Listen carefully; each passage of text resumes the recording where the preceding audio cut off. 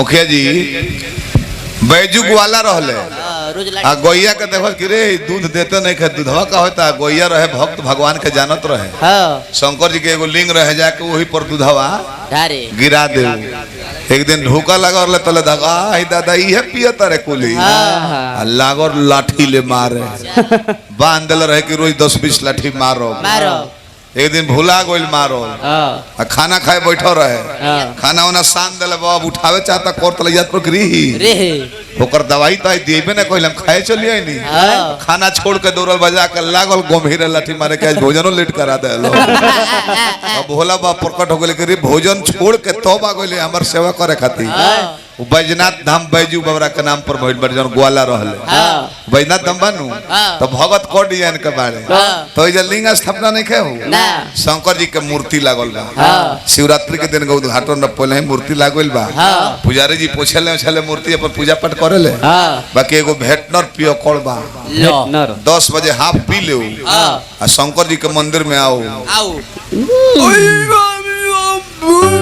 कर्पूर गौरम कर्ण अवतारम संसार सारम भुजगेंद्र हारम सदा बसंतम हृदय अरविंदे भौम भवानी सहितम नमामि शंकर भगवान की। एक हफ्ता पुजारी बाद देखले कहले कि एक और गुड़ ताल मलाता मुड़ी लड़खड़ाता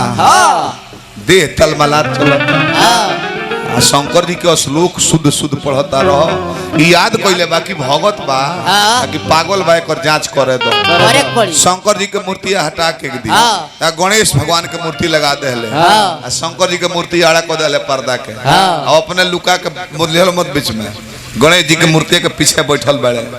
तले आइल पिए कड़वा 10 बजे माल वाला पर चढ़ा के ऊपर से नीचे ले गणेश जी के निहारत आवे फिर शंकर जी के मंत्र पढ़ता कर्पूर गौरम कर्णावतारम संसार सारम भुजगेंद्र हारम सदा बसंतम हृदय अरविंदे भौम भवानी सहितम नमामि शंकर भगवान की। जाए लगल तो नशा में रहे पुजारी बजान के चिन्हला सना नशा में बा तो गणेश जी के मूर्ति के पीछे से बोलत तारे गणेश जी के आवाज में गंभीर बना के भगत जाता रहो तो घूम के गणेश जी का कहता बबुआ तार पापा ही है तो कहते कि चाचा आजू आई रहे हैं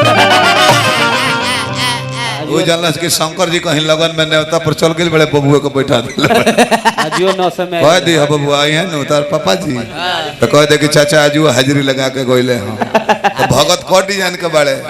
कि मनोज बाबा पियो कौन इतना बहाना केहू नहीं खजाना कैसे तो हमरा कहे पे लाई लगता परसों नहर धके भोरे भोरे आवत रही जा कोनो बात ना भौवे ना दिनवा में 7 बजे करीब में विदाई हुए नहरिए धके जात रही जा आ तले पियकड़ एगो अपन हवा पहले चलल बा नहर पर बिगाड़ दे आ तले पियकड़न के पुलिस के गाड़ी के लाइट देखे तो साफ बुझाला के मुंह मस्ती करिया सो मुंह के न भागत जब गाड़ी लोग के पुलिस के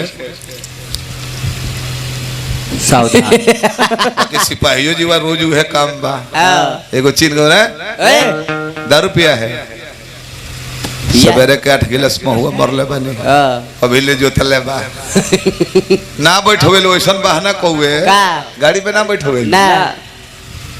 चल गाड़ी में बैठ सुनी बात सुन ले तब बैठा है नहर में पानी नहीं खाए ना बोतल लेकर नहीं हम 3 दिन से पेट जवाब दे दिला बा 10 बेर 12 बेर जाए का पड़ता तो बोतल ध के होत रही मोटरसाइकिल कचर के पानी बहवा दिला बा वही गान लो पेटले पहले बने कहीं तो गाड़ी में बैठे नहीं हटो एक जना मारे खातिर उतरवन तो कहता कि मारी मारी मारी तो दरवाजा कहता हटो रूल पर माछी झुकेगी तो तुम हाकेगा उसको बहनो जाकर सोचना धन गणेश जी तो मंगल का दाता हाई रौरा जी जहां भी चल रौर पौरा जी मंगल का दाता हाई रौरा जी जहां भी चल रौर पौरा जी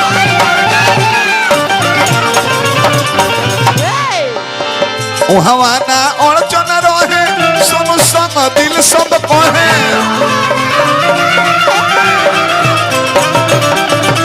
हवाना और चन रहे सो तुम संग दिल संग मोहे बन जाला बिगड़ल काज आई लाज रखे